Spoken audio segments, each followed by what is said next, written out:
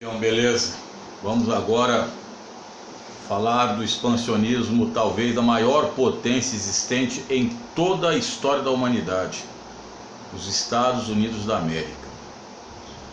Provavelmente nenhum império, nem o Império Romano no seu auge, né? Ele atingiu o expansionismo e a força que os americanos têm, por exemplo, dentro das suas forças armadas, marinha, exército, aeronáutica. Nenhum país teve, digamos, tanto dinheiro acumulado quanto os americanos tiveram também a partir do século XIX, quando transformaram-se na maior potência econômica do globo. Agora temos a concorrência com a China, etc. Os americanos sempre sofreram concorrência e temos que esperar os fatos que acontecem.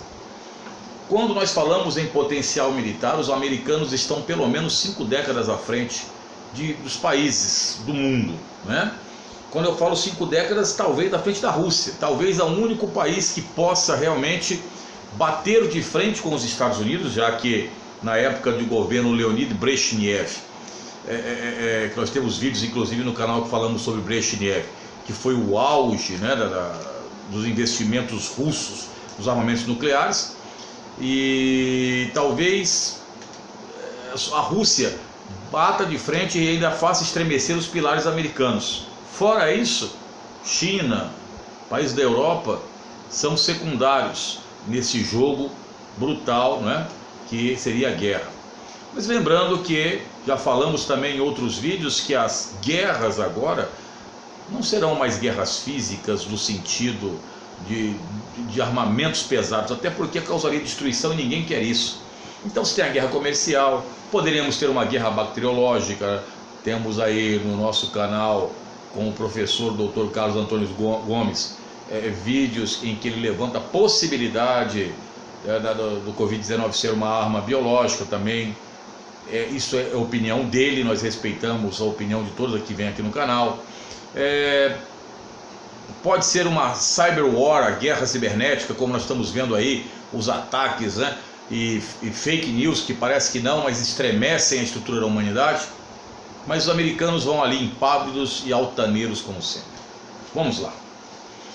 Os Estados Unidos, diferente do Brasil, tem uma área gigantesca.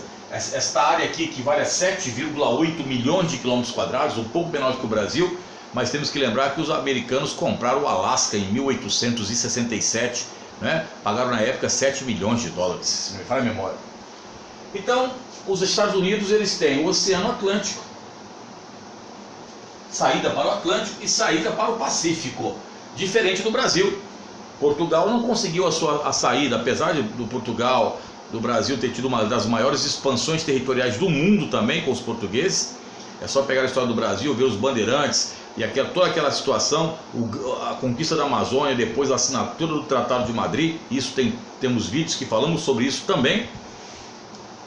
Você batia de frente com a colonização espanhola nos Andes. Aí seria difícil, eles já estavam bem assentados naquele espaço geográfico.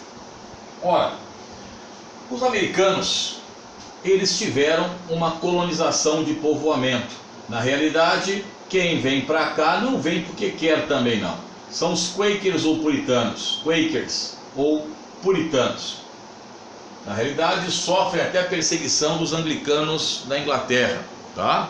Essa é a situação em que nós vemos também os Quakers sofrendo. Ao chegarem aqui, na costa leste dos Estados Unidos, eles vão ficar aqui mais ou menos, malemar vão ultrapassar os chamados Montes Apalaches ou Aleganes e vão ficar na região litorânea, enquanto os franceses vêm e vão ficar por aqui, na região de Quebec, né, os comerciantes de pele. Enquanto os Quakers então fazem aqui esta região aqui crescer, os franceses vêm descendo depois para esta área aqui da Louisiana. Então veja bem, por quê? Porque o acesso do Rio São Lourenço passava pelos Grandes Lagos, eles tinham um acesso fácil. Mas os Quakers, isso é importantíssimo, vão dar origem a uma doutrina que vai ser a doutrina que vai reger, nortear a expansão americana, que é o famoso Destino Manifesto. Na realidade, essa doutrina do Destino Manifesto é uma doutrina praticamente religiosa. Não podemos afirmar que os Estados Unidos sejam uma teocracia, de forma alguma. Eles são um país laico. França e Estados Unidos representam a questão da democracia ocidental como a entendemos hoje. E você sabe muito bem que os ideais franceses foram responsáveis pela independência dos Estados Unidos. Então é interessante isso, a independência dos Estados Unidos é feita com os ideais que surgiram na França. Aí você deve ter visto, um pouco antes de 1776, não é? Aí o seu professor de história vai falar para vocês, o Stamp Act, o Tea Act, onde o Reino Unido começava a cobrar impostos porque precisava, não é, de arrecadação por causa de guerras, etc. É sempre desse jeito. O pessoal se revolta e faz a sua independência. Aí tem lá Thomas Jefferson, George Washington, os pais da nação, né, que falam, então os Estados Unidos vão tornar-se uma nação independente com os ideais franceses, que depois esses ideais vão daqui e partem lá para fazer a Revolução Francesa em 1789, que é a chamada Queda da Bastilha. Então essa aqui, os Quakers vêm, e aí dentro de processos que o seu professor de história vai explicar depois, eles vão ficar com essa chamada área original em 1783, por alguns tratados assinados. Então esta é a área original dos Estados Unidos, uma área que chega a mais ou menos 1 milhão de quilômetros quadrados, uma área que seria menor hoje do que o estado da Bahia e Minas Gerais, bem menor do que o estado da Bahia e Minas Gerais juntos, um pouco maior que a região sudeste do Brasil. Só que os americanos, então, esse Destino Manifesto vai dar origem, eles se acham o quê? O guardião da América, o guardião dos povos, começou como sendo guardiões da América. Deus, né? Deus quer que nós protejamos esta terra, por quê? Porque nós, o povo americano, né, crescemos economicamente, lutamos para isso, então fomos escolhidos por Deus. Se você chegar para o norte-americano e falar que ele está totalmente errado, ele vai olhar para você com aquela cara e falar, não sei por quê. Por que eu estou errado? Ele vai falar isso para você, ele vai estranhar isso de você. Para eles estão corretos. Converse com o norte-americano típico mesmo, chamado WASP, White Anglo-Saxon Protestant. Ele foi condicionado desse jeito, ele foi educado desse jeito. Então não dá para você simplesmente chegar à cabeça dele e falar assim, você está errado. Ele não vai aceitar, assim como alguns companheiros de outros locais também não vão aceitar. Então há todo um processo de condicionamentos culturais e educacionais em cada povo. E os americanos, né, eles, os quakers, os puritanos, né, sempre cultivaram valores tradicionais e conservadores. A família é importantíssima nos Estados Unidos. Zelo, pontualidade, etc, etc, etc.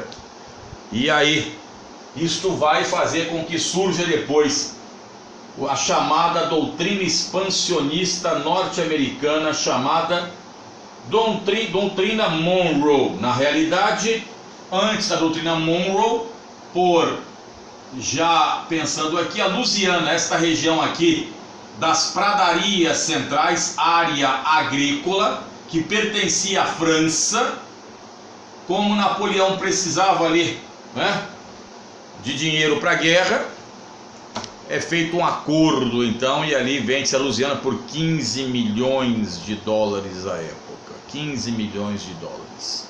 E aí os Estados Unidos então vão partindo para o oeste, né, para o meio oeste. Esta área aqui depois será adquirida da Inglaterra por tratados em 1818, é comprada da Inglaterra, até porque a Inglaterra não ia segurar o inhame. Então os americanos começam a caminhar para o oeste, sair para o outro oceano. Como eu já falei em alguns vídeos, a famosa, entre aspas, talassocracia americana, o controle dos oceanos. Os americanos controlam os oceanos mundiais hoje. E o que acontece? Acontece que em 1823 surge então a doutrina Monroe, com James Monroe, Ah, professor, esse James Monroe, a capital da Libéria. A capital da Libéria não tem o nome de Monróvia em homenagem a ele? Isso. A Libéria era a ponta de lança dos Estados Unidos na África. Os negros libertos, americanos principalmente, iam para a Libéria. E aí fizeram o quê? O processo de aculturação nos negros africanos. Tomaram as melhores terras e incutiram neles também o protestantismo. Isso é importante falar para entender como é que funciona o mecanismo. E o que acontece? Eles vêm para cá, acontece então a doutrina Monroe e aí surge o slogan: a América para os americanos.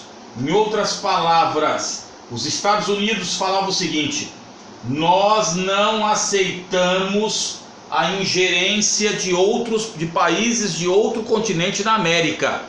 A América é dos americanos. Aí criaram o seguinte: a América para os americanos, a América para os americanos. Aí colocaram reticências do norte, porque a América toda ficava sendo praticamente um quintal dos Estados Unidos, não é? O próprio Ronald Reagan, na década de 1980, dizia que a quarta fronteira dos Estados Unidos era no limite, na região limítrofe leste da América Central, nas Antilhas. Por quê? Para dizer que aquilo lá era a área de influência americana. E o governo americano, né, foi sempre incutindo para que todos viessem para o oeste, não é? E aí o que acontece? Acontece que muitos povos aqui, o Texas, acho que foi em 1845, aqui foi conquistado do México e tal, tudo isso aqui pertencia ao Califórnia, pertencia ao México. O México foi o país que mais perdeu terras para os Estados Unidos. Por isso a frase: México, ai de ti, tão longe de Deus, tão perto dos Estados Unidos. Repare bem, a doutrina Monroe deu origem a dois sistemas de ideias. O corolário Roosevelt, corolário é sistema de ideias. E depois o corolário chamado corolário Polk, James Polk.